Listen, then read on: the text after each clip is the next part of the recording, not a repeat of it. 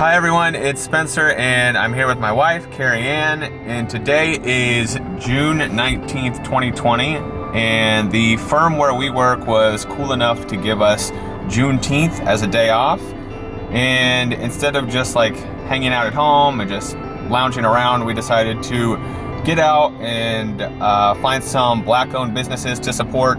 So we did a little research about some places here in Chicago that we've never been to before, that we're checking out for the first time, and now we're gonna go do a little exploring. The first place we went was a coffee shop called Sip and Savor. They've been around since 2005 and they currently have 3 different Chicago locations. We went to the one in the Bronzeville neighborhood. Now, due to COVID-19 restrictions, we obviously couldn't sit inside, but this location had this awesome back patio area with plenty of tables. I had the iced caramel royale latte, and as someone who tends to like a little coffee with their sugar, I can say it was incredibly sweet in the best way. My wife had the banana caramel latte. Banana is not a flavor I generally associate with coffee, but I tasted hers and it was actually quite good. I really liked this place. Definitely seemed like the type of spot I want to revisit when I have time to hang out, bring my laptop, and do a little writing. After coffee, we walked a few blocks to a Southern Cuisine restaurant called Cleo's. As you can see from the crowd, they were absolutely slammed for Juneteenth, so we placed our order and then headed to the next spot on our list to wait for the food to be ready. Our next stop was a donut shop in the Chatham neighborhood called Dat Donut. As you can see from the sign, they've been around since 1994, and this place apparently derives its name from children pointing at things they want and saying, "I want that one." They have all sorts of donuts, including these absolutely giant ones that are bigger than my head, and as a person with a freakishly big head, I can say that they were absolutely huge. We did not get one of those, but I would like to go back and try one in the future. I ended up just getting a regular glazed and a chocolate glazed, while Carrie Ann picked up a jelly filled and a pineapple glazed, which was intriguing. She clearly is more open-minded about her flavor choices than me.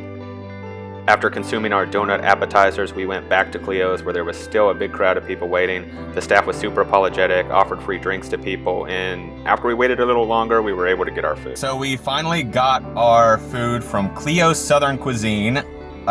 They were slammed today, absolutely crazy. It was like a 2.5 hour wait.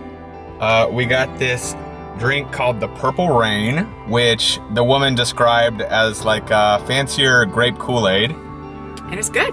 So as you may have noticed, so far all of our expeditions have been to food and drink establishments, which is on point for us. Pretty on brand. But now we're gonna try to go to a bookstore. It's called Semicolon. It's the only black woman-owned bookstore in all of Chicago.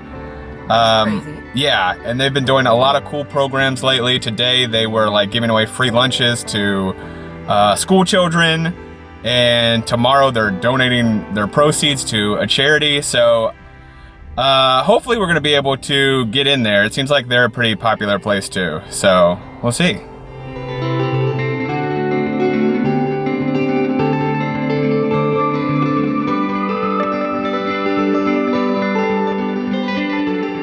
Our last stop of the day was Semicolon Bookstore in the Fulton River District. This bookstore is pretty small, but it's really nice. There's a little reading area in the front where you can sit and relax, and there's even a small art gallery downstairs that we got to check out. They're doing a lot of cool stuff for the community. On the day we went, they had done a lunch and book giveaway, and on the next day, the 20th, they were donating all of their profits to a nonprofit called Calculated Genius, which helps underrepresented youth get connected to and interested in engineering.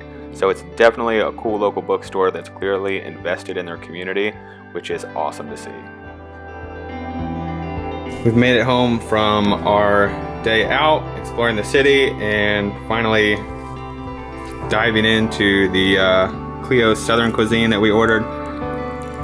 Yeah. The mac and cheese was a big part of the reason we went there. It smells right. It looks gooey and creamy. I'm here for it. These are the books we picked up.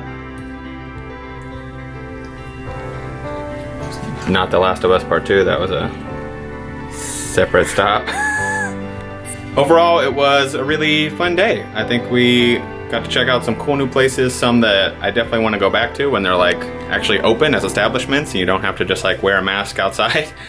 And I hope you guys got to, I don't know, maybe check out some cool black-owned businesses in your city today.